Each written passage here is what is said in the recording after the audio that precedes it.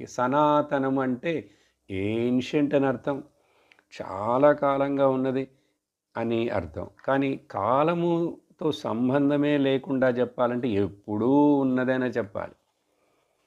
ఎప్పుడూ ఉన్నదని చెప్పాలి. అందుకనే ఇక్కడ మన దేశంలో మనం అనుసరించే ఈ ధర్మాన్ని సనాతన ధర్మం అన్నారు.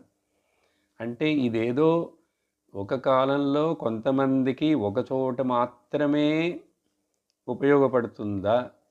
ఆ తర్వాత లేకుండా పోతుందా? అనేది కాకుండా అది ఎప్పుడూ అందరికీ, అన్ని వేళలా, అన్ని చోట్ల అందరికీ కూడా ఇది ప్రయోజనపడుతూనే ఉండేటువంటిది తెలుసుకోవలసిన ధర్మం. దాన్ని సనాతన ధర్మం అంటారు.